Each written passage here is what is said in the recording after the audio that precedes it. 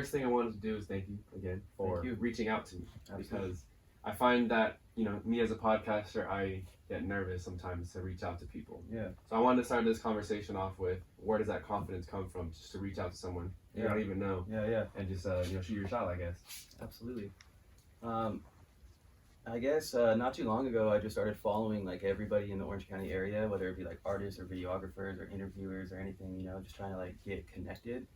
Whether it may be like reaching out to somebody or anything. I just wanted to like be in there, I wanted to be in there for a little bit. And then I see, I've been hanging out with Dev and Wim, and then Dev's like, oh yeah, like I know Noah, he's super cool, I did one too. And then I saw Wim on there, so I kind of just want to follow suit with people that are doing what's to be done, you know? And then Wim hit me up. He's like, yeah, you should do it. I was like, all right, cool. So I just like to put myself out there. Why not? I like to dabble in little things, so I'm gonna try to do more interviews and more like even bars and guitars, kind of cool. Just anything. I kind of just want to reach out to everybody and just dabble a little bit. Yeah, and this is the time to do it. Because you can't really go out and perform, do open mics even. Right.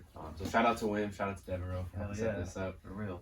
When was your earliest encounter with music and like your first passion for it? Yeah. So my mom was 17 years old when she had me, so she's into that like R&B, like Keith Sweat, and Casey and JoJo, and like Tyrese, and and like R. Kelly and all them. Like late 90s. Yeah, that good stuff, So we lived in La Mirada at the time. We lived all over the place. So I'm like all over Orange County my whole life, but we were living in Orange County, but she was working in Irvine. So I went to school in Irvine just when I was like 8, 9 years old. 7, 8, 9, and she would constantly drive us, back and forth. And then on the way, she'd be bumping these, like Usher and everything. And I was like, damn, like, I don't know what it was, but like, I loved it. I vibed with it, And then over so many years, like, that just became like my music. Like, I had a passion for that sound, that like smooth singing, Yeah.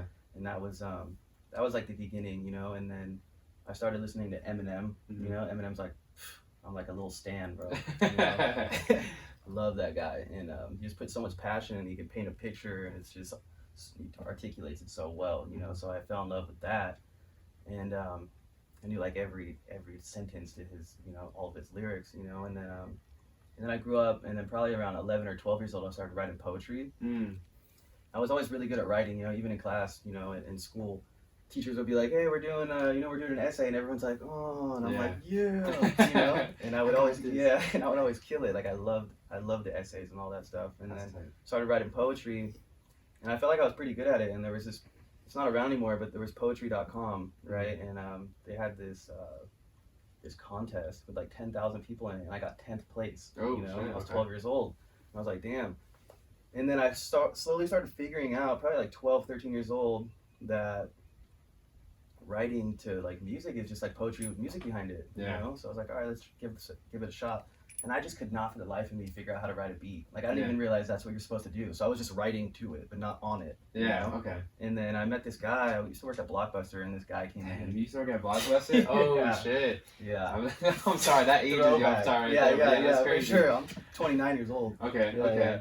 And you got that good genes though. Yeah. My mom and dad, shout out. And I was working at Blockbuster, and this guy came in. His name was Vaughn, and I guess he used to be in like, he's older, he used to be in a boy band back in the day, and he was like big in the music industry for, when he was younger. And I told him I make music, so he gave me some beats to write to, and I didn't know how to write to beats, so I just wrote it, and I like gave it back to him, and he's like, you gotta learn how to write the beat. And that like stuck with me. I was like, what do you mean? He's like, you gotta like learn to get in the cut, right? And I was like, all right. So since then, I've just been starting to write the beat, and it took a while. Like I wasn't somebody that just came out and like I was like naturally good at rapping. You know what I mean? Like I kept at it, and I got a lot better, and like here I am today. But yeah, that's tight. And going back to that like era of music, I always feel like maybe it's because I was at that age too. We're both at that age where it's like nostalgicness, and so we're always gonna relate to that music more. Yeah. I feel really like that was a golden era for like smooth music. Dude, it was, bro. T-Pain, Nelly, Omarion, fire, dude. All those guys. You know what I mean? That was the best. I always tell like my friends like if I was 21 or an adult at that time, like I would have gotten in a lot of trouble. Yeah. You know what I mean? Like the music now, I don't know. Yeah, I don't know about it. It's weird. None of it really catches me. Like obviously, like there's some songs that are like these are fire, but it's because it's in the music industry and they're like. Making it sound good, and it just, but it's not really my thing. Like, I don't know, it's just way different than how it used to be. Even the 90s back in the day, if it wasn't R&B, even like the 90s music, like Sugar Ray, Yeah, or like pop, you know, or yeah, all punk that. rock. Like even that was like different than it is now. Right. That whole '90s era was a trip. Because even like punk rock was big back then, like Green Day and yeah, Linkin Park, and I'm trying to draw a blank on some of the other bands like that. But that was huge. Now there's not really like that alternative rock scene. Right. It's all like everyone's kind of into hip hop, and then all the hip hop kind of sounds the same. It does. I will say like there are artists that are good, and especially because of the internet, things are more accessible. We can look up, you know, smaller artists like yourself, Wim, Devereaux, or just any other people from, you know, around the country. Right. But they're not being pushed as much. Right. You know, I think someone like Daniel Caesar has a smooth voice. Her, you know, SZA, like those people, but they're known, but they're not like the A-listers, you know what I mean? That's really being pushed. So it's different than like that 2000s where it's like everyone that was being pushed, we're all making that like smooth baby making music. I was into that, bro. Every time that comes on, I'm like, ooh, it's my shit right here. Yeah. So I gotta ask, because you mentioned Blockbuster, did you work there when they were going under? Like, how was that experience? Yeah. I think it was like my second job. I was 18, and I worked there, and I didn't really know what the fuck I was doing. You know, I've been doing drugs for a long time. I'm sober now, 9 months sober. But back in the day, you know, I was getting high, and the manager there, I forget her name, but she was pretty pilled out too, and she just started like, I mean, she had all these prescription pills, and she would give me all these Valium for free, and that was like my lift off, my catalyst to like pills, you know.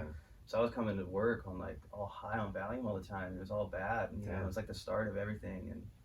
And then I was causing trouble there. You know what I mean? And then I got fired. But that was like I remember like that time Netflix came out, and it was like this big threat, you know. And then we started trying to do like what they were doing, you know, where we would send like DVDs to them. You know what I mean? They never caught on. Yeah. And then we just went under. But I wasn't there when it went under, but it was pretty close. Yeah. Yeah. And it's a trip too, because like the whole experience of going to Blockbuster, unlike anything else, you know, you're going, it's Friday night, you can go with family, or if you're older, you can go with like a significant other. Absolutely. You got kids, you're going with kids, but it was like an event in itself. It was. And you know, like it was a family of 4 here, you know, so it was my sister, my 2 parents, and so we each pick out a movie. You know, chances are, if we started it early enough, we try to get to like 2 or 3 movies that first night, and then wake up in the morning, watch the other one. Yeah, man. You know, that was our thing, you know, especially on the weekend when we didn't have anything planned. Those late fees though, people would be calling on the phone like, you know, just mad, bro. I pick up the phone, I'm just the cashier, you know what I mean? I don't have any say in anything, you know. I'm sorry about your late fees, but they're just like, what the hell is this? Like, I'm not paying for this. It was just a lot. Yeah. You know, it would cause a lot of ruckus in there. Yeah. So, I mean, when it went under, for sure, like, it's one of those things where, you know, Netflix, people don't even realize, too, because it's on this digital platform. Yeah. It used to, you know, out, like you said, DVDs. Mailers.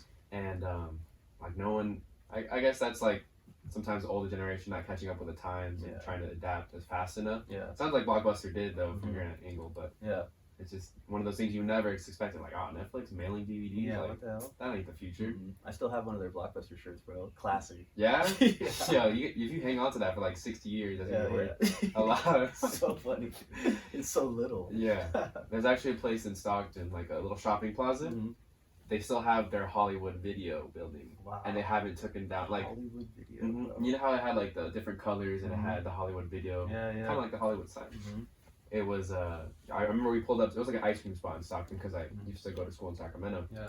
So it wasn't too far away. We pulled up, and I'm like, oh my God, is that a Hollywood Video? And like, I immediately like run over there. Fuck the ice cream place. Yeah. I have to go over there. I gotta see it. But when you get close to the building, it was like a hair salon. Right. They just never took down that sign, so it kind of misled me. I'm sure a lot of other people. Yeah. I was like, oh my God. Nostalgia hit, and you get there and you're all disappointed. Yeah. It's like, oh, damn it. Like, no, I don't even perm. Yeah. Nah, but yeah, that was good time, man. You threw me back for a little bit. Yeah. So going back to what you said, if you don't mind sharing, how did you come out of your substance abuse? Yeah, man. That's a story, but I'll run through it. I do panels now, so I'm pretty good at like compressing the story. But I mean, I've been doing drugs like consistently, like every day since I was 14 years old. You know, and the first time I did drugs, I was 12. You know, and I took some quercetin pills, those triple C's. You know, and it's my first time ever doing it. I went to a school that had 7th grade and 12th grade all into one. Shit. Yeah, and that was in Newport at CDM, and I just moved from Corona at the time.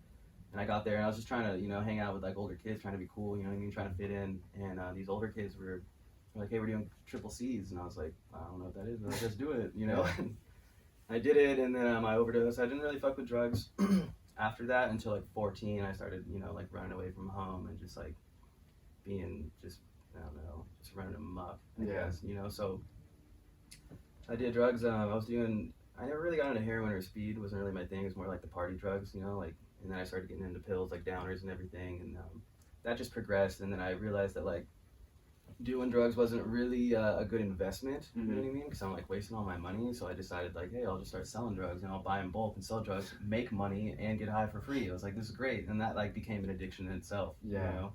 So I kept doing that, and then my cousin met some fool that came down from Liverpool, and damn, he became, UK? yeah, oh shit, he became my best friend. And then he came down here and he introduced me to Bitcoin when I was like 20 or 21 years old. And that's still early, huh? Yeah, 2013, you know, yeah, when it was like $70 a coin. Dude. Yeah. And he introduced me to Bitcoin and like the dark net. So I was using like Silk Road and like Agora and Abraxas and Alphabet and Valhalla and all these like dark net sites, and that was like the plug, and they were like mailing it to me and all this stuff, and I was selling all these, you know, all these things, and that kind of led one thing to another, and I started going to jail, you know, a lot, and just like ruining my life and losing my friends, my family, my cars, my houses, my dignity, like everything, just like losing it. And I'm also like I'm a lover, you know, that's where my name comes from, like lovesick. Yeah. And yeah, so I've always had a girlfriend. I was always super codependent, you know, whether it be like drugs or like girls. I was like hiding behind somebody, you know. I never really wanted to like, you know, I was like scared of myself or something. I don't really know, but I was always hiding behind something or someone. And so recently I was with this chick for 6 years, and we burned each other a lot. Like it was like the best, worst thing that ever happened to me, you know. Like 6 years was great, but like it ended in a disaster, you know. And at that point it was more of like, we weren't even really, I don't even know if we were in love or if it was just like an addiction to each other. Just wanted to be, you know, if we weren't showing each other love and like an affection, and we weren't getting that attention, then like we were showing each other like chaos, you know. As long as we were showing some sort of attention to each other, you know. So like that happened, and then we broke up on like last year on January 1st, and I was going through it. I was sad, you know. And then I started doing like more drugs, and then COVID hit, and I lost all my jobs. So I was just doing more drugs, and I was super sad about it. And then she popped back into my life like 4 months after that, just to play me one more time, you know. And like that was the rock bottom right there, you know. So I ended up heavy topic, but I ended up saying like, I don't want to feel this pain anymore. I never really been suicidal, but just didn't really want to feel the pain anymore. There's like a place where you don't want to live, but you don't want to die anymore. And I was like in that little limbo land for like a long time, and then that happened, and so I just decided like I'm gonna go off. So I took like a handful of bars and like tried to off myself. And I guess before I had like passed out or died or however you want to call it, like I guess I reached out to a bunch of my friends, and then I woke up to like paramedics and all my friends around me like reviving me, and I had all these drugs around, and then that's crazy. Yeah, and then I ended up going to rehab. I took all my unemployment money and I got an attorney on retainer, and he told me, hey, you should go to Woodglen. And I was like, I don't know what Woodglen is. He's like, well, we're going to put you in there. You know, Woodglen's a recovery center. It's a rehab up in Fullerton. It's the best one in Orange County. You know, it's going to do you well. So I did that for 3 months. It took me about a month to get with it, you know, but once I did, I mean, it was like the best thing that's ever happened to me. You know what I mean? I got a sponsor. I worked the steps. There you go. I worked all 12 steps. And I mean, now it's like, honestly, like I'm like a changed person, you know, completely. And I've been sober like 9 months, and I got sponsors and a sponsor, and I'm super active in AA, and that's dope. I love my life today. Like I'm more solid than I've ever been, you know. So congrats on that, by the way. You said 9 months sober? Yeah. Good shit. I know that can be challenging. You know, I know I have family members that are going through their own addictions and battling through their own 12-step programs, but I know it's not easy, you know. Yeah. Seeing that firsthand, and you know, props to you, because it's not. I think the hardest step is, you know, admitting that you have a problem, and you know, wanting to be there for yourself, not for somebody else. Yeah, you know, you can't go there for the ex that, you know, did you wrong. You can't go there for your family. You gotta go there for yourself. Definitely. It took a while to figure that out, you know.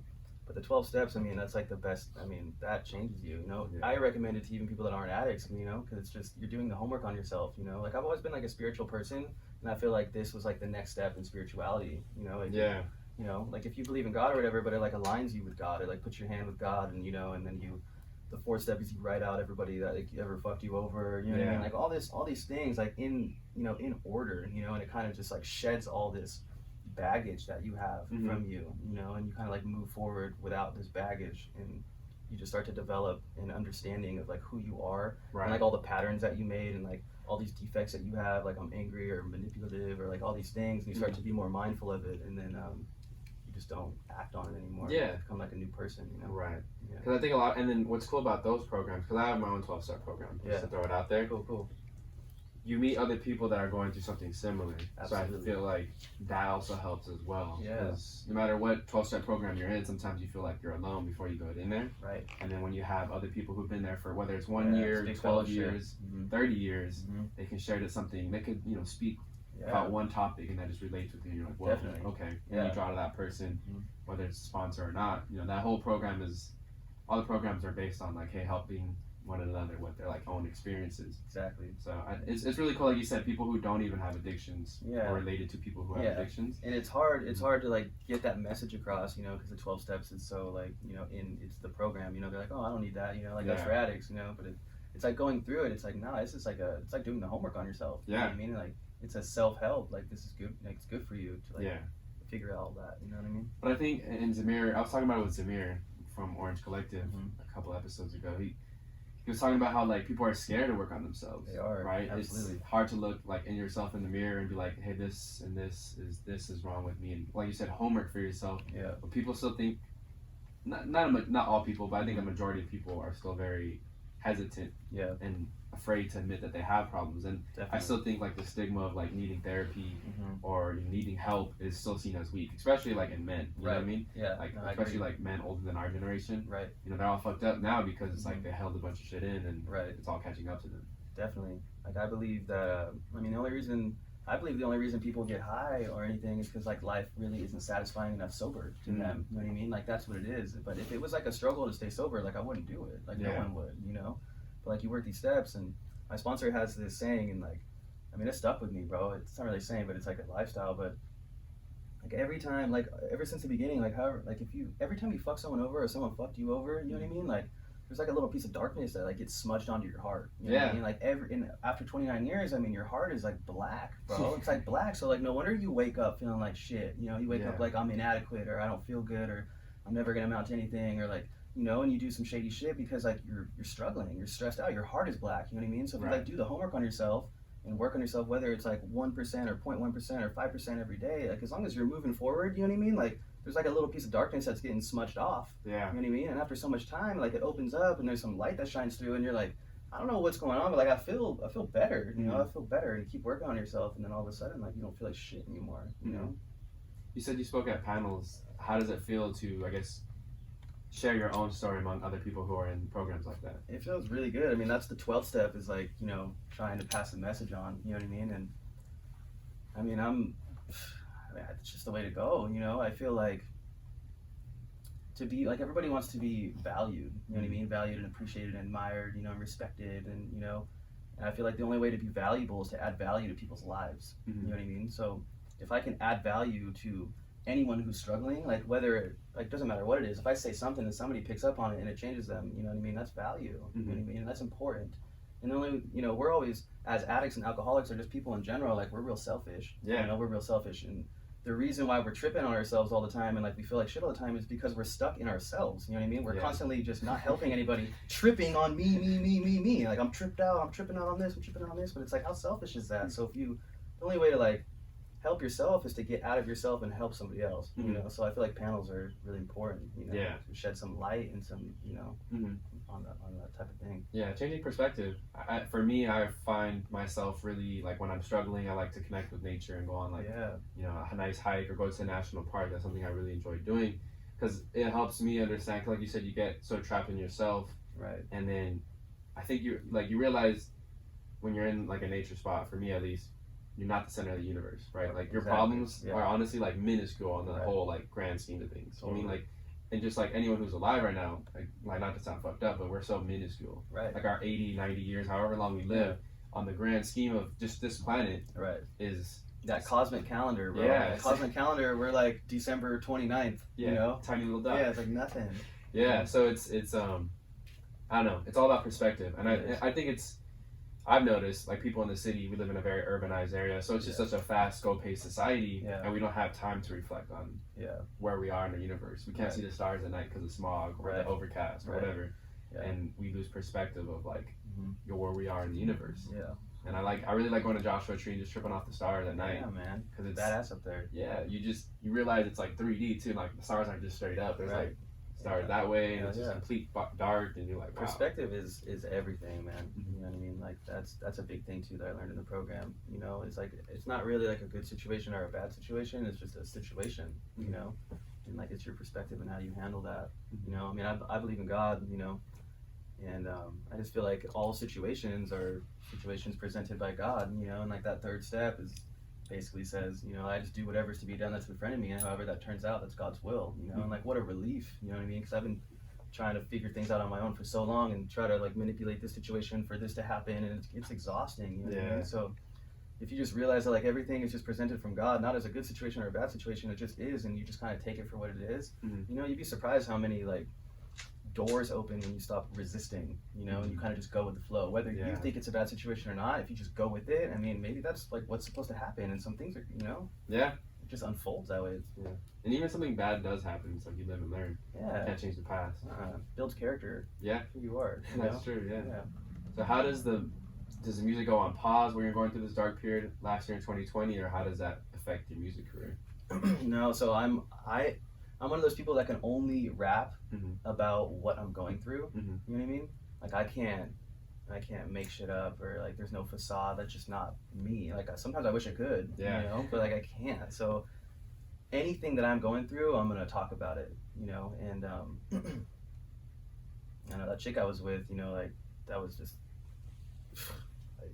ridiculous. It was crazy. So I made a lot of music about her, you know, and everything that I have online right now is all about me and her, you know. And then on my Instagram, in my captions for every track, it gives you like a little backstory of like where the song came from and like what I was going through at that time. And then I went to rehab for 3 months, and I was like, if I'm gonna go to rehab, like I'm gonna fucking write an album. You know what I mean? But we don't have music in there or beats or anything, so I wrote this entire album called Self Will Run Riot.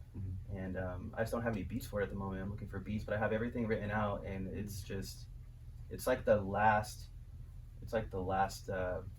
of her, I guess. Last chapter of her. Yeah, last chapter of her. And then, because I'm not like who I used to be anymore, so I'm not really depressed over her. Like I feel like it's like the best I've ever been in my life. You know, like I feel good. You know, so I'm not really writing about her anymore. I'm writing about like what's going on now in my life. You know, so that's like the last chapter of her. Do you know what? And if this is too personal, feel free not to share. But like, do you know what you were latching on to before you found rehab, or why you were latching on, whether it's to love, the drugs, or you know whatever else you were latching on to? It's a good question. I think it was just, I don't know, man. I think I just have this codependent mindset or this addict mentality within me, you know, and it was just so easy. I like we're scared of like the unknown, you know what I mean? So things feel comfortable. So even if you're getting shit on or stepped on all the time, like I'll stand by your side because I don't want to be alone, or like I don't know what the future holds for me. I don't like that dark unknown. So, you know, we're big on instant gratification. So it's like I know that if I do drugs, or I know if I stay with this chick, I know it's going to be terrible. But at least I know that. You know? Oh, okay. You know, Rather as opposed than to fear of the unknown. So I think that's what it was. And then this program taught me that it's like, you know, just go with it. You know, that's true. So you mentioned the album that's coming out, right? You're still looking for some beats. Usually, when you write music before that, do you look for an instrumental or a beat first, or do you write the lyrics before you? So I have like this very specific way. So I have a producer who's been my best friend. His name is Emil Davis. He goes by A Child Called Lime. That's my boy. It was his birthday yesterday. He just turned 30. And I mean, we've been making music for forever. We like came up together, you know, progressed with each other and everything. But I'll go online. I'll go on like YouTube, and I'll just whatever vibe that like is inside of me that I want to portray or convey or anything. Like I'll search online on YouTube for a beat that I feel that like matches my vibe, matches my emotion, you know what I mean? Whatever it is, I'll find it, I'll write to it, you know, and then I'll give that beat to him and say, can you recreate this in your own way and, you know, keep the vibe. You know, do your own thing on it, but like keep that vibe that like is on there, and like that's how we create music. Okay. Now going back to your name, Fluluv, you mentioned that meant lovesick earlier. When did the decision come to use that name? So I'm very, like, I've evolved in my music, you know what I mean? So like in the beginning, I think I was like 17, 18 years old. My name was LB, which is like Lost Boy, you know, and I was just lost, you know, and then I started getting a little better, and then it became Unlucky. It was like LB Unlucky, and that was more like a rap, you know, it was like a rapper, you know what I mean? And then it evolved into Verbally, just like a verb bully, you know, so like verbally, and then that was more because I was like very intricate and trying to get these punchlines, trying to get these double entendres, like all these things, very articulate, and then I think that it just like evolves with me, you know, it's just however I feel, you know, and then I've always been in love. I've been in love like 6 times, and I had like all these different, you know, like 6 different chicks, and I latched onto them. Just always been like a big lover, you know what I mean? And then as I got older, I just realized like all I really talk about is like relationships and girls, you know, and like my heart and like the condition of it and all these things. So I was trying to figure out like a name, and I just thought like Fluluv was nice because it was like a play on words for lovesick. Right. And then the pandemic happened with the whole flu thing, and I was like, how ironic. Yeah. So it was around that time when the pandemic hit when you changed that name? I was probably like 8 months or like a year before that. Okay. Yeah. Right on. So speaking of the pandemic, how did that affect, you already mentioned a little bit previously with, you know, your ex and everything, but how else did it affect your livelihood? I had, as an addict mentality, like I had 4 jobs, you know what I mean? I just like loved money, and I just, you know, and I was selling drugs on the side. So I was like making money at the time, like before the pandemic. I was a server at 3 different restaurants, like fine dining restaurants, and then I just got this whole like banquet gig that I was going to be serving in LA, and I was like selling dope on the side and all that. And then when the pandemic hit, I got lost all my jobs. You know, I had just moved in with this chick. It wasn't my girlfriend or anything. I just moved in with this girl, and we just signed like a 12-year lease, or a 12-month lease. 12 years. Signed like a 12-month lease, and like everything was good. I was stoked. It was in Irvine. It was a nice pad, 2-bedroom. You know, it was nice. And pandemic happened, and she was like, I can't get unemployment, and like I don't have any income, so like I have to break the lease and move to Arizona back with my parents. And I was like, what the fuck? Like, we just signed a lease. Like, no way. But it's pretty selfish of me because I'm like selling drugs, so I'm like, I'm good. You know what I mean? Like, I can pay rent. Yeah. You know, and she moved out, you know, and then I was like in this 2-bedroom by myself, you know, and then the whole relationship with the ex happened, and at that point, I mean, I was kind of cool with it because it gave me more time to. I mean, I was getting free money from the government, and like I got more time to work on my music, so like everything was cool. But I was drowning inside, you know, like I was depressed. So it also gave me more time to like harm myself, you know, physically and mentally, and like all these things, you know. So that wasn't too good, and then it just snowballed into me going to rehab. But I mean, rehab is the best thing that has ever happened to me. You know what I mean? And it wouldn't have happened had COVID not happened. You know, so I mean, shout out to COVID. Yeah, you know? It sounds weird saying that, right? But I people need to look at more of the positives that came about. Absolutely. And just to share like my personal story, like I was living at, you know, this place that we're recording out of, but it was making me unhappy. It was soul sucking, I would describe. But you know, because of COVID, because of everything else that was going on, I was able to move out. I was forced to move out, and now I'm staying in another place. And while it is like new, and like I was, you know, you're always waiting for that time when you're like quote unquote ready to move out, and like you have your, you know, whatever this in order and this in order.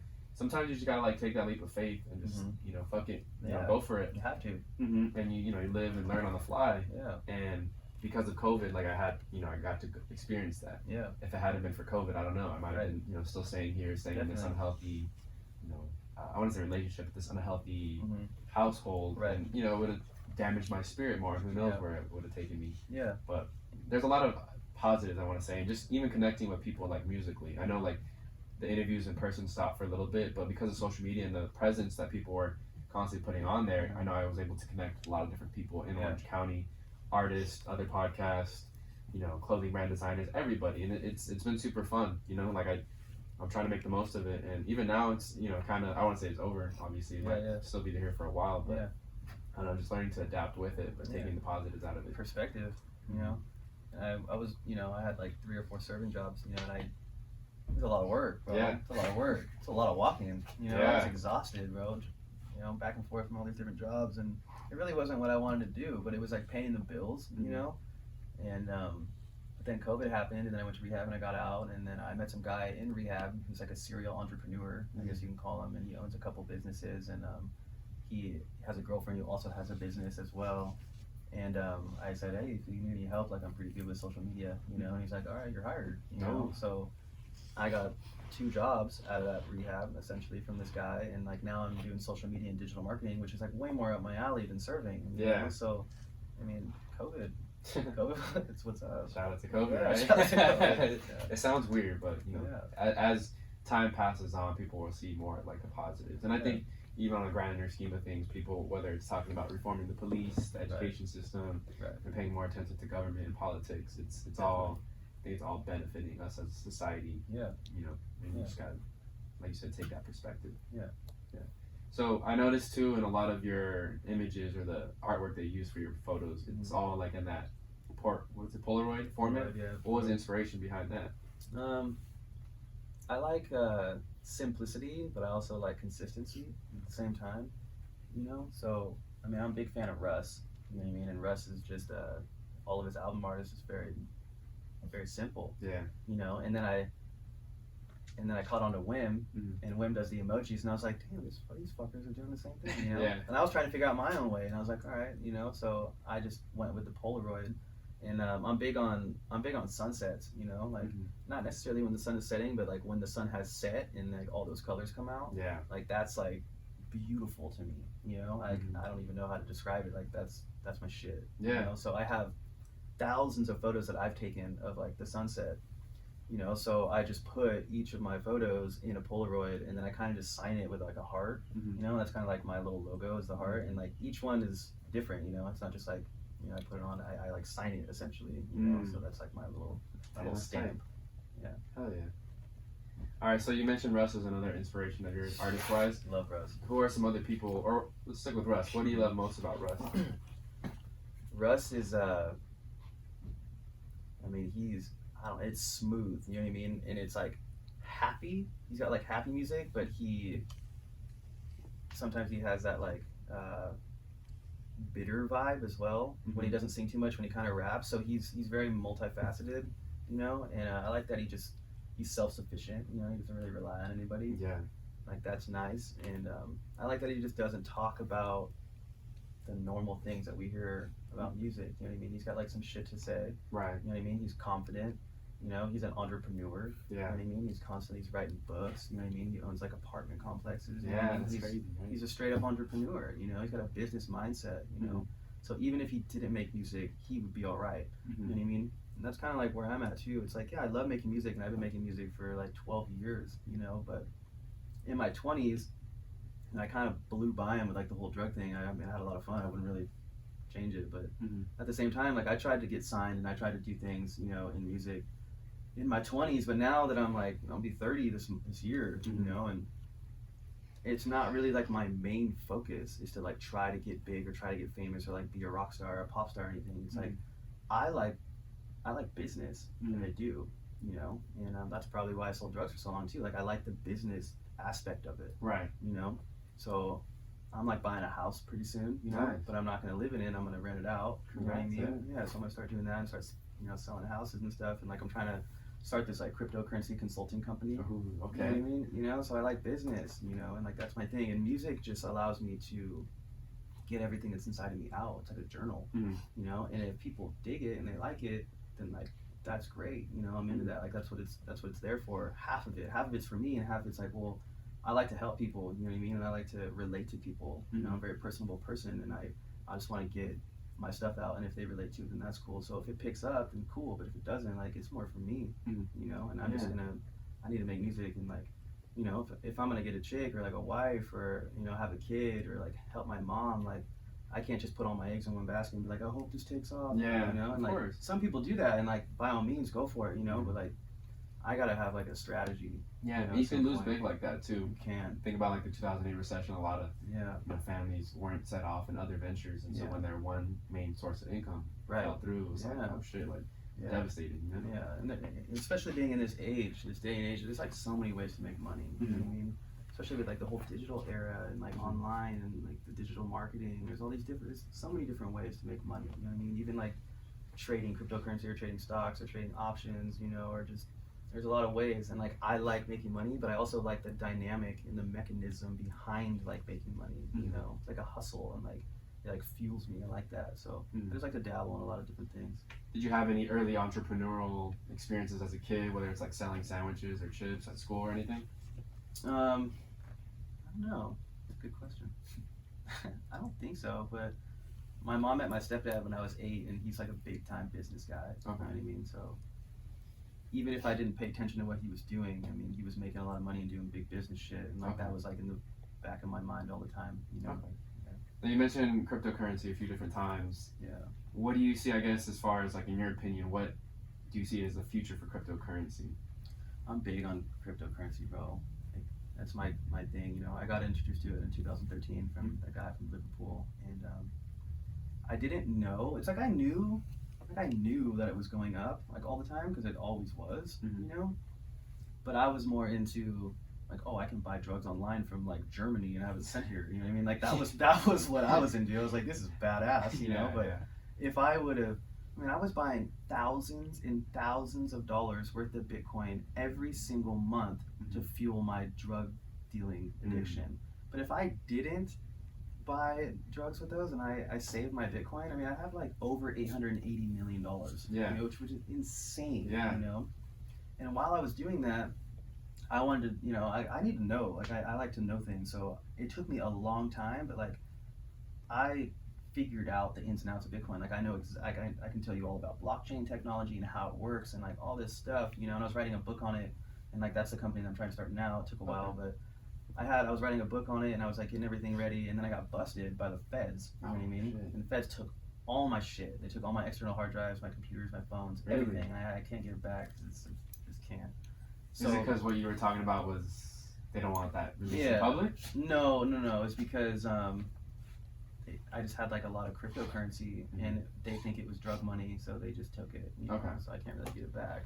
And yeah, but all the shit that I was writing about, it was a book on the ins and outs of cryptocurrency, like the fundamentals of the world of cryptocurrency. And I'm still gonna do it, but I had all this stuff, and I mean that was just I don't know, that was like my thing. So I've always been like real into it, and I started developing like how to trade. It took me a while to figure out how to trade and like watch the markets and everything. And I think there's a lot of hate on Bitcoin, but I mean it's kind of undeniable. People are like, well, it crashed, but it's like, I mean, if you look at the track record from Bitcoin, it started at 0. You know what I mean? It's at 50K right now. Yeah. Like, I'm pretty sure that's a pretty good track record. You know, they're like, well, it hit 20K and then it went back down, but it's like, that wasn't really a crash. You know, what goes up has to come down. And like, as bulls and bears, like, we like when it goes up because we sell, but like, we need it to go down to buy. Right. You know what I mean? So like, I'm cool with it going like this. You know, I'm cool with it.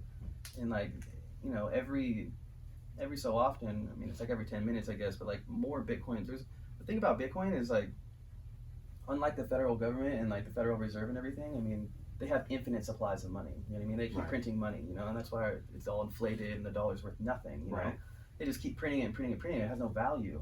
So the thing about Bitcoin, it's in the protocol, is like there's only 21 million Bitcoins that will ever exist. Ever. So it's like a finite supply. Yeah. You know what I mean? So like that's valuable, you know? And in the year 2149 is when the last Bitcoin is going to be mined, you know. And I think so. It's like the future of money, you know. Right now it's like all up and down, but like we're capitalizing on that by making money and trading it. But once the last Bitcoin's mined, it's going to level out, and there's not going to be any more of this. And like that might be when people start using it as like a currency to buy stuff at like stores. Yeah. So you said 2149, or is that like maybe sooner? No, 2149 is the year that it will. Okay. The last Bitcoin will be mined. Oh shit. Yeah. Yeah, and I think at least cryptocurrency, whether it's Bitcoin or some of the other stuff, it's to the common citizen. I feel like there's a lot of like unknown knowledge about it, right? And you hear about Bitcoin because I remember hearing about it like Jay-Z and I think 50 Cent were like rappers who were pushing for the rappers that I followed that were pushing for Bitcoin back in its earlier stages. And you know, I was also 18, 19 at the time too, so I didn't think about stuff like that. And then I remember when I was in college, it started getting a little more traction, and now obviously too because of social media and the recent like, you know, spike. Yeah. A lot of people are talking about Bitcoin, but even now there's other cryptocurrencies. I was watching an interview with Akon, and he wants to start a Coin, which is like a cryptocurrency used all over Africa. And now there's Dogecoin that at least like Elon Musk will talk about, and now people are buying into that. I'm not gonna lie, I went into that. What do you call that fad, and bought some Dogecoin as well.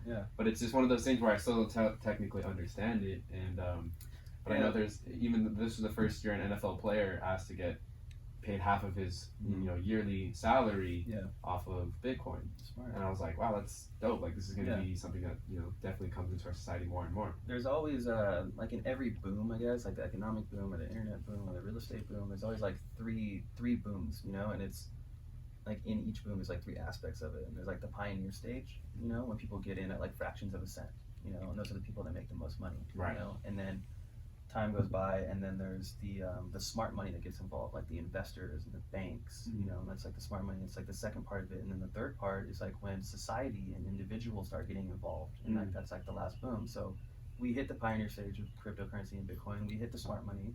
You know what I mean? We're kind of coming out of the smart money a little bit, and now we just need like everybody and their moms, which is like society, to be like, I think I'm going to buy Bitcoin. Like, we need to make it more user-friendly for people to buy Bitcoin. And once everybody starts buying Bitcoin, it's fucking off. It's on Kraken. That shit's going to fly through the roof. Yeah. So Bitcoin's like not the only one, but I mean, it's the grandfather. You know what I mean? Like, it's here to stay.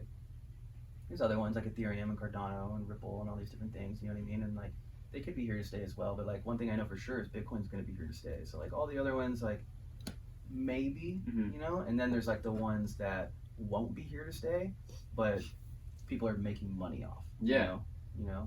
It's just like another like I said earlier, like a fad. Something to kind of ride for a little bit, right? And, get on it before it crashes. Kind of like the whole GameStop thing that we heard about recently too. Yeah. But I find it interesting because at least with the whole stock thing, it is all. People have this misconception that it's easy money or whatever. Yeah. You got to do a lot of research, and like I've been fortunate, that I've been able to invest a little bit more, because I didn't invest at all, like up until 24, 25. Yeah. But this past, year and a half, I was able to put some money, and I'm really big on like clean energy because I feel like that's the future. And we're seeing car companies like GM put more money into electric vehicles. Some of the stocks that I bought for like $1 something are now like 12, 13, and it's like I sometimes regret not putting like more stocks into it. I only bought like a handful, and you learn though.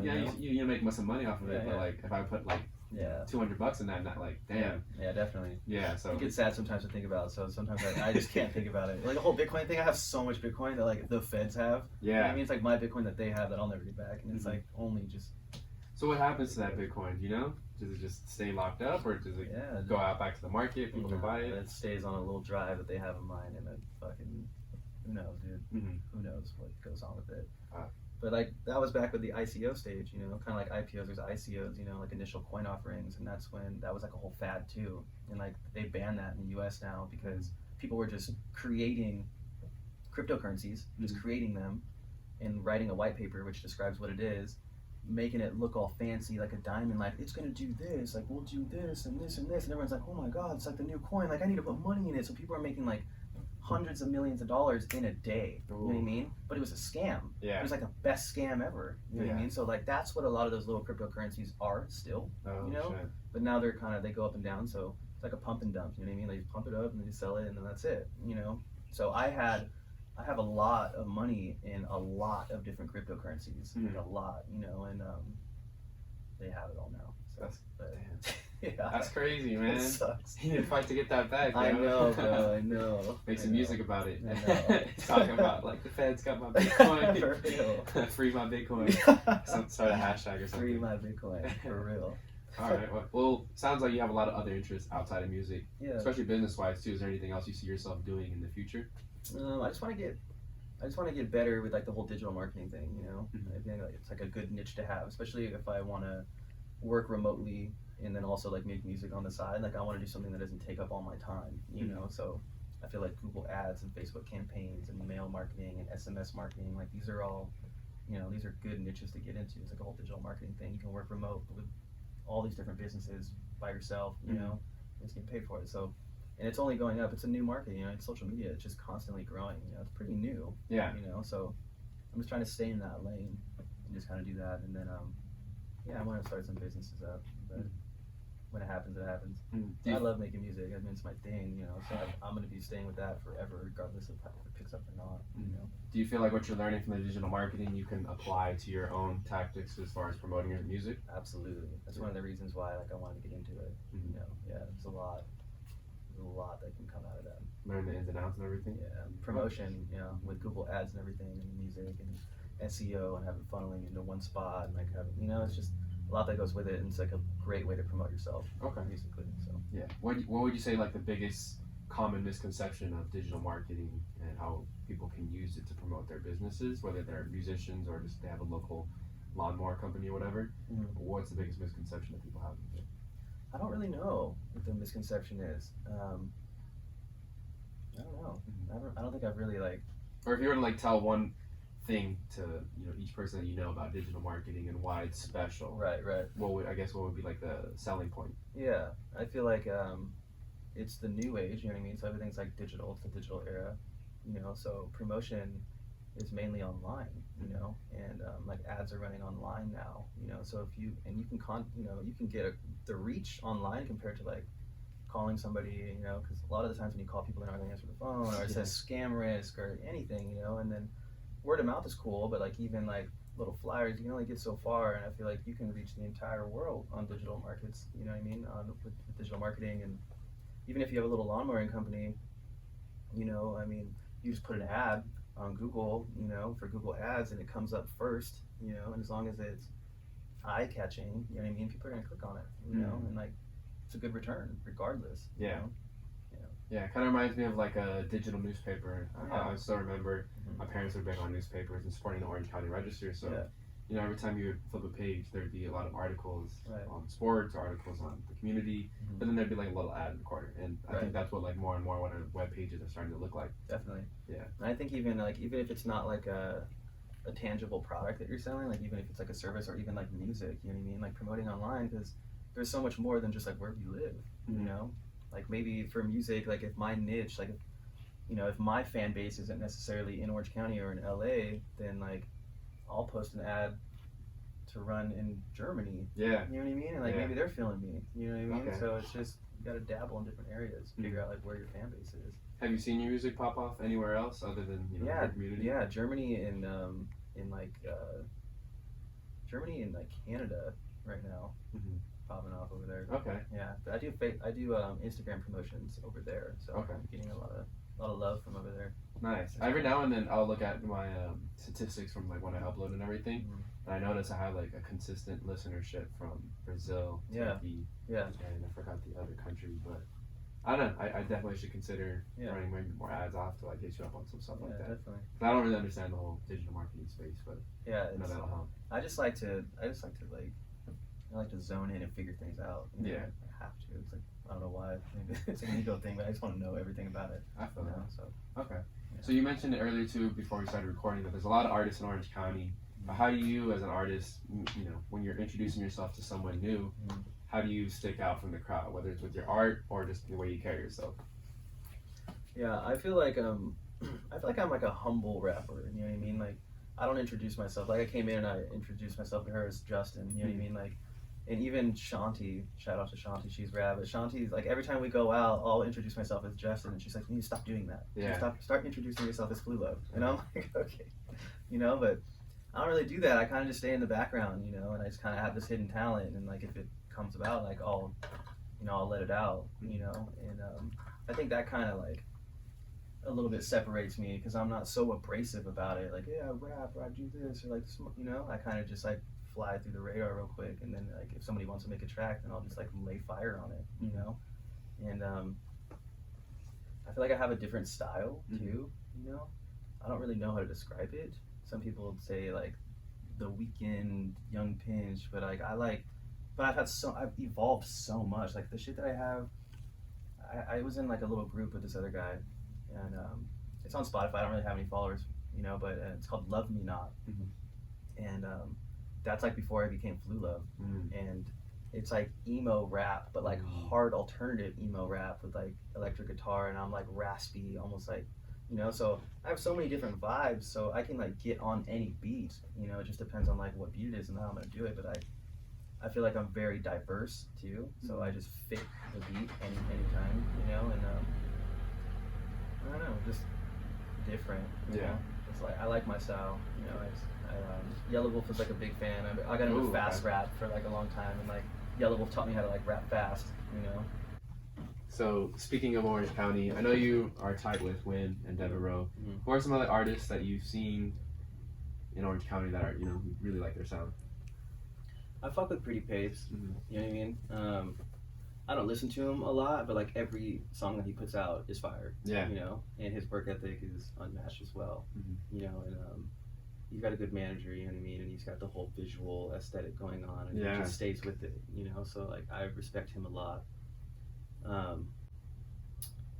There's really not too many people that I fuck with. Okay. You know? It's not that I don't like them, it's just they don't fit my vibe. Yeah, of course. It's not meant to, you know? Yeah. Yeah. It's like don't try and fit a square peg into a round circle. Yeah. But there's a lot of people. Jimmy Martinez is kind of cool. You know what I mean? I just found out about, what's his name? Is it like Adrian Calloway? Couldn't tell you. There's a lot of Orange County artists. Yeah. But I fuck with Wim and Devereaux. Those are my two. I mean, fire. Yeah. You know what I mean? Like fire. and I feel like every time I'm on the Instagram platform or maybe even Twitter sometimes too, there's always a new artist like being promoted on one of those like OC artist kind of sites. And you know, it's hard to keep track of. You know, some people have a lot of body of work, but I feel like, you know, someone like Wim definitely has he's been doing it for like 5-6 years, and you could look back on his SoundCloud and find all that stuff. There's a lot of people who are just new to the game and they're trying to ride the wave, I feel like, but you know, it can be kind of overwhelming, I guess you could say. Definitely. There's so many different like talents, and then obviously there's like, you know, Young Pinch and Four who kind of say like got out a little bit of Orange County, have their sound, played others, you know, other parts of the state and stuff like that. So they're cool. I don't listen to them too much, but they're good. You know, I like them a lot. I wish there was more that I like listen to. You know, but just Wim and Dev. Yeah. What do you like about their music that stands out differently from others? It's crazy because I feel like Wim is like my top 10 favorite artist in the world. Yeah. Bro. Like his shit slaps. Yeah. Like everything, but I don't know what it is. It's just kind of like Russ. It's just simple. You know what I mean? He's smooth. It's simple. He can rap. He can sing. You know, his melodies are fire. You know. And then with Serpent on the beat, it's just a nice beat. You know, it just mixes very well. It's like they were made for each other. You know, so that sound is fire. And then Dev just voice of an angel. Yeah. You know what I mean? And she's got that little like hard style to her. Yeah, she's developing some sass, you know, in her voice. Sass, you know, and she's getting more poppy too. She got this like little pop thing going on, and like that's rad. I like pop music, you know what I mean? I've been into like pop punk for a long time and all that. So, and she's just smooth, you know. So both of them, I mean, I enjoy their music a lot. You know. Are there any other artists, whether it's in Orange County or outside, that you really want to work with in the future? Yeah, Chris Miles, bro. That fool's sick. You know who that is? No, I do not. Yeah, I've been following him for a minute. I think he's only like 21 years old, but I mean, he was like a child prodigy when he was like a 12-year-old rapper, and he was all over YouTube. And, his voice was so little, you know what I mean? Before puberty, he was just so little, but like he was killing it, you know? And then he was on Shade 45, and Eminem was kind of fucking with him for a little bit, and then he's from New York, and then I think he moved down here. I don't know what happened, you know, but I would guess he moved to LA and Hollywood and got into the drug scene, and kind of all of his labels dropped him or whatever. I don't know, you know, but he no longer has that like production anymore, I guess. Like he doesn't have that label behind him, but he's doing things on his own now. Okay. So he's like working with Diablo a lot. I see him on Instagram. It's like, you know, he's in like that pseudo celebrity Hollywood place, that land of you know, like wherever it is. The gray area. You know, but he's fired. His shit is. I fuck with his shit hard too. Okay. You know? Everyone I meet, I'm like, hey, check out Wim and Chris Miles. You know? Okay. Yeah. Those are two go-tos? Yeah. Right on, man. What other stuff do you have planned out for the year 2021, whether it's music-wise or just stuff outside of music too? Yeah. I got I have like a vault, you know what I mean? And I just don't have like a steady producer or an engineer. Because my producer and my engineer, he's my best friend, but like we just have different like timings on things, you know what I mean? Like he's a night owl and I am too, but I got work, you know, and like I require sleep and he just doesn't, you know? So he's like a 30-minute a day kind of guy. And it's shit. I cannot do that. Really? Yeah. Like I sleeping 30 minutes? Yeah. Oh shit. Crazy. You know, I just can't do it. Yeah. I can't. It'll ruin my week. Yeah. I know. Even Pretty Page talks about it too, though. He's like, what you know about killing your health to get the wealth, you know? Yeah. I'm like, all right, you know, I get it, you know, but I just can't, you know? So I'm always looking for producers, looking for engineers, because I have like probably like 100 songs written, ready to go. Ooh. 2 beats, you know, but I need someone to like recreate the beats or, you know, or something, you know? So, yeah, get it mix and master and everything. Yeah, so I want to finish all those. I want to apply my digital marketing that I do with my job to my music, and then I want to collaborate with more people, you know. I just kind of like want to get into the scene a little more, and then I want to start making videos too. Nice. Yeah. Nice. Do you have any ideas for videos that you want to present? I got some ideas. Okay. I'm trying to work on them with this guy right here. Okay. Right on. Looking forward to seeing those in the future. Yeah. I'll add this though too with the whole like sleeping thing. I feel like during college I was really like good at sleeping 4 or 5 hours a night, and like I was money on that. Yeah. And I feel like I burned myself out. Like now I need at least like 6 or 7, and if I don't, like it's gonna be a rough day. Yeah. You know what I mean? And I don't know. Some people are. I don't know if it's like genetics, because like the whole 30 minutes a day, that sounds pretty crazy. Not good. Like yeah, it doesn't sound great. You know what I mean? Yeah. But some people like can function off of that for like long periods of time. And some people are just dedicated. You know what I mean? Some people are just dedicated to, you know, their craft. And like by all means go for it. But like it ruins my week. Yeah. You know what I mean? Like if I pull an all-nighter, like I'm done for like the whole week. I just can't do it. Yeah. So I don't know. Shout out to their genetics or whatever that allows them to do that. I cannot. All right. So as we wrap up things for the show, we did have these like fun introspective questions to help the audience to get to know you a little bit better. So the first one I'm gonna ask is, if you could speak with anyone in history, dead or alive, who would you want to speak with the most? Interesting.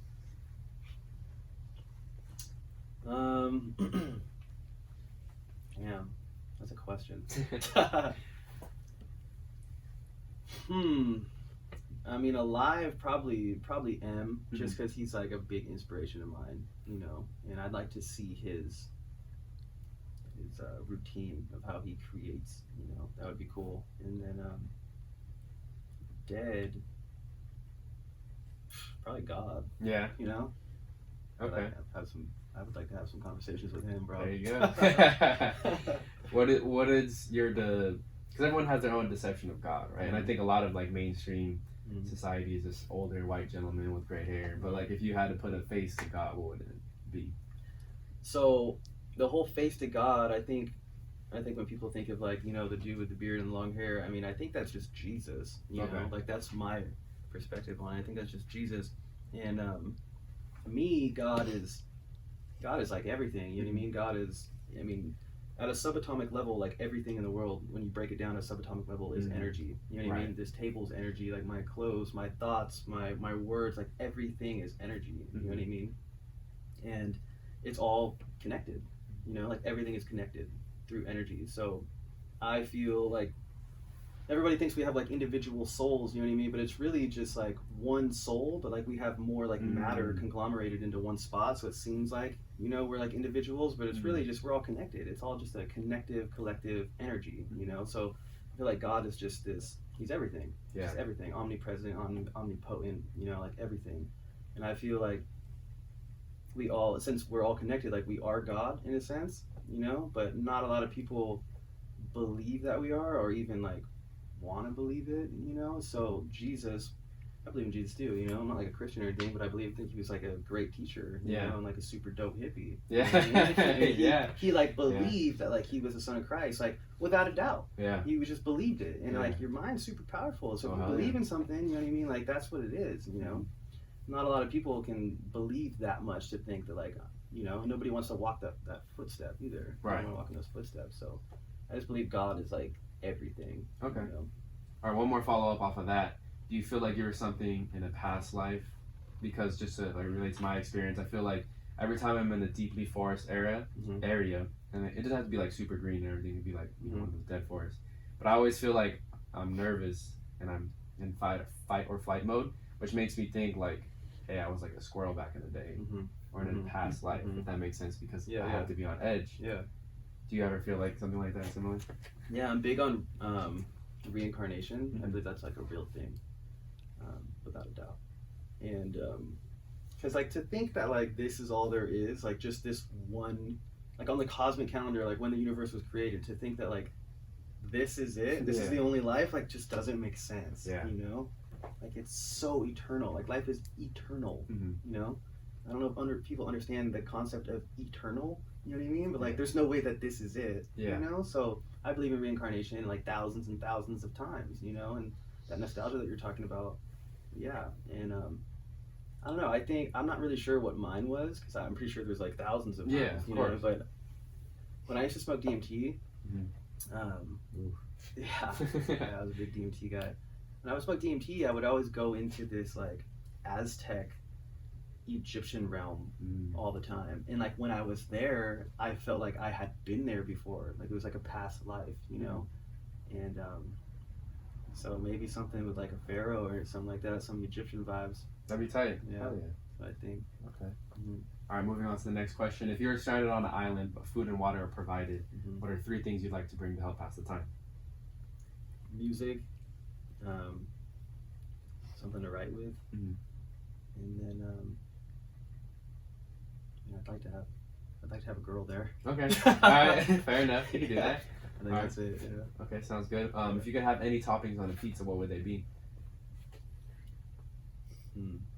I like I was vegan for 4 years. Oh. I'm not really vegan anymore, but like I still eat vegan shit, but I also just eat everything now. But if I had to choose, I mean pepperonis are fire, and then I like pepperoncinis, and I also like jalapenos a lot, and mushrooms. So I'd probably go with pepperonis, mushrooms, and jalapenos. Okay. Fire. Sounds good. Yeah, I like ranch on pizza too. That shit's fire. Yeah. That shit's so good. I think like a good pizza doesn't need ranch, but the pizza's like decent or okay, definitely with ranch. You know, I love ranch. I think. That's so good. Yeah. If you could have any kind of exotic pet or exotic animal as a pet, what would it be?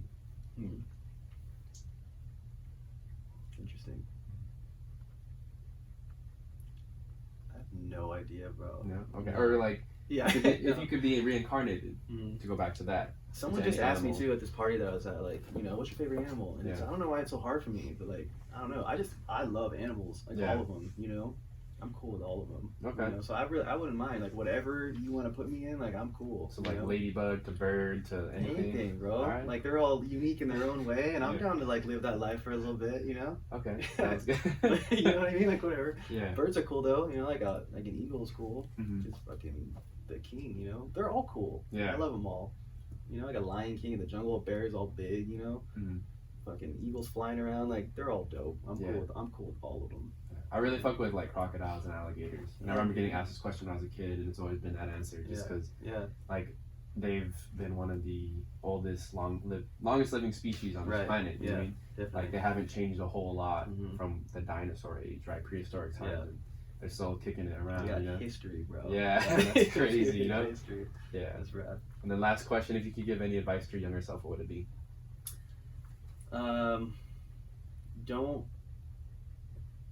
Don't let your emotions run your life. Just kind of use them as like a tool. You know what I mean? Just like identify that you're feeling this way, but don't act in the emotion. And then also just accept things for how they are. More acceptance. Okay. Right on. Well, this is fun. Yeah. Before you go ahead and plug whether it's an Instagram, website, or anything else that you got going on that you want to promote. Yeah. So I'm Fluluv. It's FLULUV. And then you can find me on like any, you know, Spotify, YouTube, you know, Instagram, Facebook, all of those. But I'm a big Instagram guy, so that's where you'll find me. Sounds good. Well, thank you again for being on the show. Thank you, bro. Appreciate